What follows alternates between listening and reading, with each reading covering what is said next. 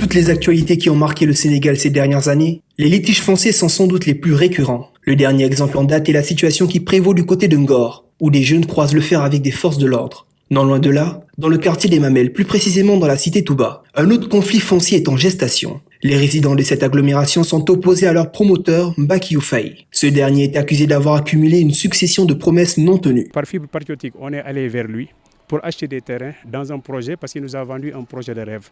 Et dans ce projet de rêve, qu'est-ce qu'on trouvait? Un cadre de vie où on pouvait construire nos maisons de manière décente, avoir un cadre de vie, c'est-à-dire avoir une voirie qui était praticable d'une, de deux, avoir un assainissement collectif tant pour les eaux usées que les eaux pluviales pour que la cité soit bien assainie, et de trois, avoir des espaces publics où nous pourrions faire nos actions sociales, où nos enfants aussi pourraient s'épanouir.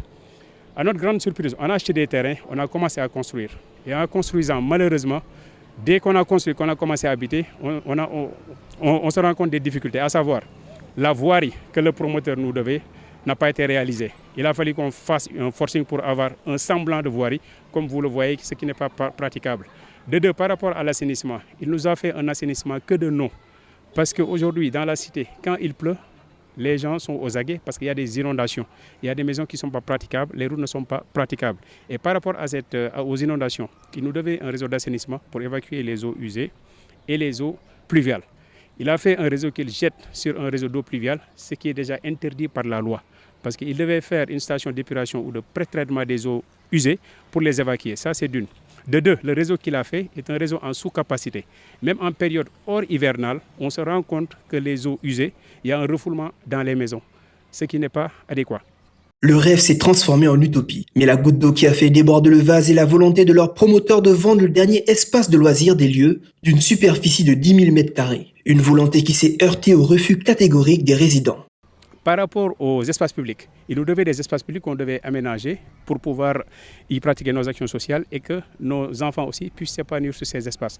Malheureusement, une fois qu'on a habité, il a, avec la complicité d'une certaine partie de l'administration, vendu ces espaces publics qui nous revenaient de droit. Ce qui fait qu'aujourd'hui, on n'a pas d'espace public. Le seul espace qui nous restait où on pouvait essayer de faire prévaloir nos droits, c'est le carré central qui est là derrière nous, avec la clôture de la honte que vous voyez ici. Et nous, ce qu'on a fait, c'est quoi? On l'a esté en justice pour réclamer nos droits. Parce qu'on ne commande rien du tout. On veut juste que le promoteur respecte ses engagements par rapport à ce qu'il nous a vendu. Ce qui fait qu'on l'a esté en justice. Après moult négociations pour essayer de trouver un compromis, ce qu'il ne voulait pas, finalement on est allé en justice. Quand on est allé en justice par rapport au carré central, par rapport aux espaces publics et par rapport à l'assainissement dont je parlais et la voirie, il y a le juge qui a ordonné une prénotation, c'est-à-dire qu'il gelait toute activité sur ce carré central. Donc il y a la prénotation qui court par rapport à ce titre sur lequel normalement personne, jusqu'à ce que le juge décide, ne peut construire quoi que ce soit. De deux, par rapport à l'assainissement et la voirie, le juge a ordonné le cabinet Bexim, qui est un cabinet d'expertise immobilière, pour venir faire l'expertise par rapport à ce qu'on dit, pour donner les arguments techniques et faire un rapport circonstancié au juge. En plus d'avoir clôturé cet espace, des gardiens y sont positionnés pour dissuader les habitants de détruire ce mur de fer. Ce sont d'ailleurs deux d'entre eux qui ont tenté de perturber notre interview, prétextant que nous n'avions pas le droit de filmer le mur en arrière-plan. Pourquoi on a choisi la promo immobilière, qui est une société sénégalaise? Parce qu'on a une fibre patriotique qui nous a amené vers M. Mbaki Faye. Excuse-moi, je peux couper. Chef, monsieur, non, Yo, à mon droit de filmer, moi, j'ai mon droit de filmer. Mais j'habite dans une cité où j'ai le droit de filmer la cité. Xam nga la am droit instant bi nga ne ma fii nga clôturé bu ma fi dugg amu droit dugg fi. D'accord naa loolu. Li nga wax d'accord naa. Mais fii ñun lañ fi teg. waaw d'accord pour. kii bu taxawee fii di jël fii nii di filmer. man am naa droit dikk li ngay yow sa jëmmi bopp li ngeen di ma di ko filmer man tamit di déglu li ngeen di wax bu baax a baax. Après une dizaine de minutes d'échange, un compromis est trouvé.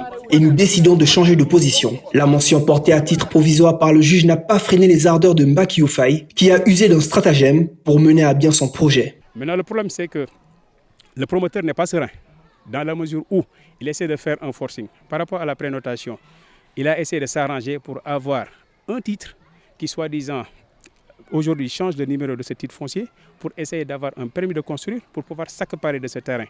S'accaparer de ce terrain pour faire quoi? Pour le vendre et y réaliser 2 immeubles R+10 et 4 immeubles R+8. Ce qui fait que quand on va faire le total de concessions qu'on a dans la cité, on en a 300. Pour le représentant de ce collectif, la construction de ces édifices ne fera qu'aggraver les maux de leur cité. Aujourd'hui, avec son projet immobilier, s'il le finit, ça veut dire qu'il y aura plus de population dans le carré central que ce que nous avons actuellement dans la cité. Vu que la cité aujourd'hui, nous avons déjà des problèmes de voirie, on a des problèmes d'assainissement par rapport à la population. Si vous doublez la population de la cité, vous allez vous rendre compte avec moi que nos problèmes d'assainissement qu'on a vont être doublés. Les problèmes de stationnement qu'on a aussi vont être doublés. Les espaces et cadres de vie, n'en parlons pas. C'est ce que nous dénonçons. Avant de porter l'affaire en justice, les résidents avaient tenté de négocier par l'entremise d'un chef religieux. Cette initiative n'a pas porté ses fruits puisque les deux parties ont campé sur leur position. Ces résidents se tournent à présent vers les juridictions compétentes et se disent prêts à respecter le verdict final, en espérant que Mbakiou Faye en fera autant, quelle que soit son issue.